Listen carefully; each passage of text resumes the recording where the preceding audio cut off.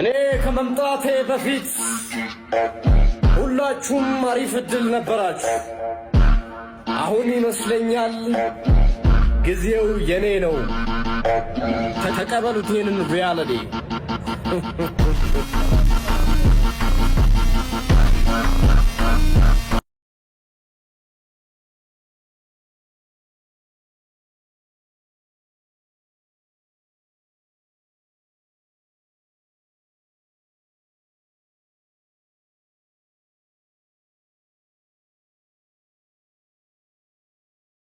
ሳውዲ ዜጎቻችን ልትገድል ነው፣ በሞት ልትቀጣ ነው።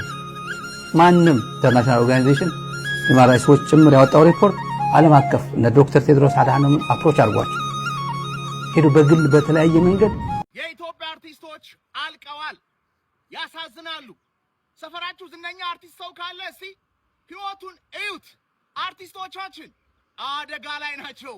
ወይ በሱስ ወይ በትዳር መፍታት ወይ በስራ ማጣት ወይ በገንዘብ ማጣት ወይ በበሽታ ወይ ሞቲቬሽን እርካታ በማጣት አርቲስቶቻችን አልቀዋል። የዚህ ሁሉ ችግር ስሩ ግን መተት ነው።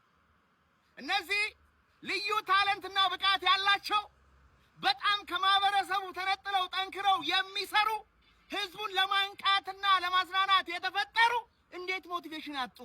እንዴት መኖር ከበዳቸው? እንዴት ጤና አጡ? እንዴት ትዳራቸውን አፈራረሱት? እንዴት ራሳቸውን ማሳከም አቅቷቸው የህዝብ እጅ ላይ ወደቁ? እነዚህ አርቲስቶች ያልገባቸው መተት ተደርጎባቸዋል። ሰሞኑን አንድ ዝነኛ አርቲስት አግኝቼ ነበረ። በጣም የምትታወቅ፣ በጣም የምታምር፣ በጣም የምታዝናና፣ ጠንክራ የምትሰራ፣ ከራሷ አልፋ ፋሚሊዎችን የምታስተዳድር ልጅ ፊቷን ተቀማች።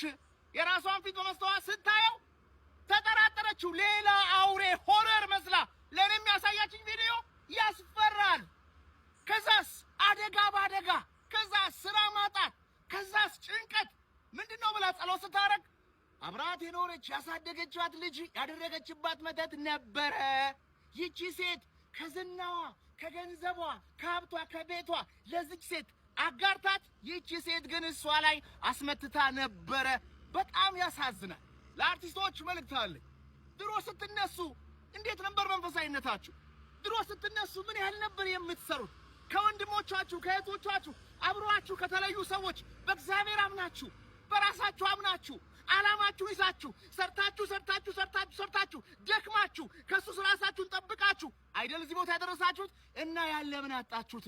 ምን ሆኜ ነው ብላችሁ ስትጨነቁ ከበስተጀርባችሁ የተሰራ መተት አለ። ኦፍ ኮርስ አንዳንድ አርቲስት ሆኖ ጠንቋይ የሚያመልክ እግዚአብሔርን የከዳ በሌሎች አርቲስት ላይ መተት የሚያሰራ የነሱ ጸጋ ወስዶ ዝነኛ የሆነ ገንዘብ ያገኘ ነፍስን የሸጠ የሰይጣን ባሪያ ልክስክስ የሆነ አርቲስት አለ። ይገባኛል። እናንተ ግን ወደ እግዚአብሔር ተመለሱ። ልባችሁን አስተካክሉ። እግዚአብሔር የሚረዳችሁ፣ እግዚአብሔር የሚታገሳችሁ፣ እግዚአብሔር አሁንም ከእናንተ ጋር ያለው ሳታውቁ ስለተደረገባችሁ ነው። ወደ አምላካችሁ ተመለሱ። ነፍሳችሁን አጽኑት፣ አእምሯችሁን አጽኑት፣ በልባችሁ መለወጥ ታደሱ። መጀመሪያ ከነበራችሁት በመቶ እጥፍ እግዚአብሔር ይሰጣችኋል። መልካም ቀን።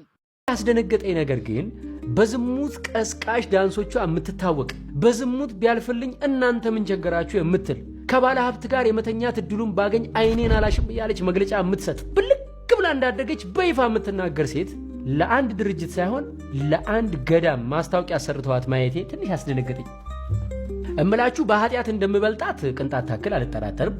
ነገር ግን በአደባባይ ኃጢአትን በመስበክ አዋርድ ያላትን ሴት የገዳም ማስታወቂያ ስትሰራ ማየት ለታዳጊ ልጆች ምንም ያክል የቆሸሸ ስብዕና ቢኖራችሁም ቤተክርስቲያን በእናንተ ትወከላለች የሚል ግንዛቤ ይፈጥራል። እንግዲህ የዚህችን ልጅ ግብር ልክ አይደለም ብሎ ማውገዝ መጀመሪያ ከአባቶች ይጠበቅ ነበር። ጭራሽ በብልግናሽ ከሚያደንቁሽ ተከታዮችሽ ገንዘብ ለምኝልን ብሎ መሾም በኃጢአት ያፈራችሁትም ገንዘብ ቢሆን እግዚአብሔር ይቀበልላችኋል የሚል የተሳሳተ መልእክት አለው። የዘንድሮ ቲክቶከሮች ደግሞ ሌላ ጉዳ መጡ። ማታ ጭፈራ ቤት ባደሩበት ልብስ የክለቡን ላብ እንኳን ሳይታጠቡ ጧት ቤተክርስቲያን ሄደው የመስጋና ቪዲዮ ይለቁልናል። አስቡት እስቲ። ባጠገባቸው ስታልፉ የሺሻና የዕጣን ሽታ ተደባልቆ ነው የሚሸታችሁ። አንዳንዴ ስክሮል ስታደርጉ አንዱ ቪዲዮ ላይ ነይ ማታ ማታ እያሉ ውስኪ ሲራጩ አድረው ስዋይፕ ስታደርጉት ቀጣዩ ቪዲዮ ላይ አውደ ምሕረት ላይ ጸበል ሲረጩ ታያላችሁ። የምንገርመው እኛ ነን። አንድ ባለጌ ቲክቶከር ቤተክርስቲያን ግቢ ሲገባ ስናይ እኮ ልክ የደርቢ ዋንጫ እንደበላ ትልቅ ቡድን ድል እንዳስመዘገብን ነው የምንቆጥረው። ወይኔ ኮመንቱ እና ዘንበዋለን አይደል? የኔ መቤት እንትናዬ የመቤት ወዳጅ ጸጋውን ያብዛልሽ።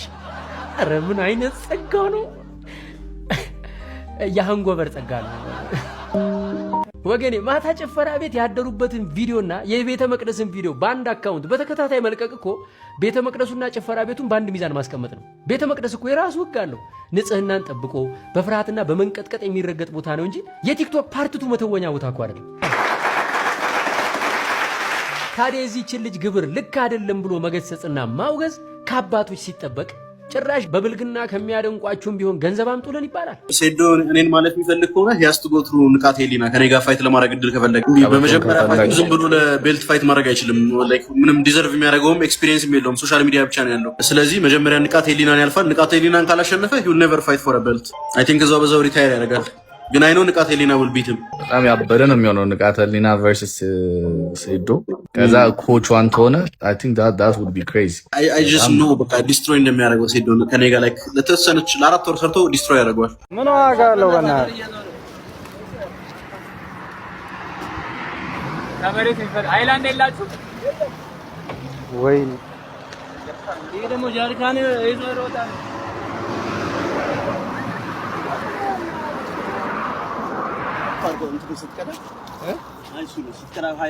ከስራ አታርጋ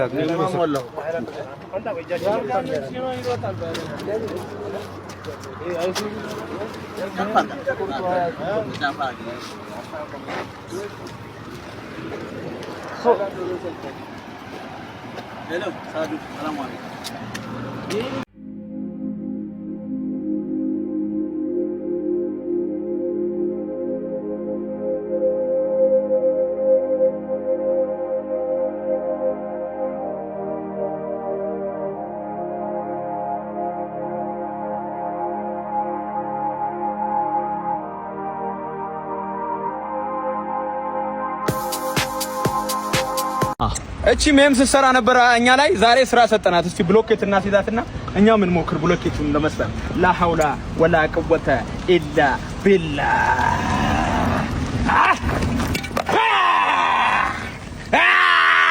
አመሳቢጅ አበሻ ይሄ ጃላወከው ከኢራን ሚሳኤል የሚበልጥ ነው። ከኢራን ሚሳኤል በቃ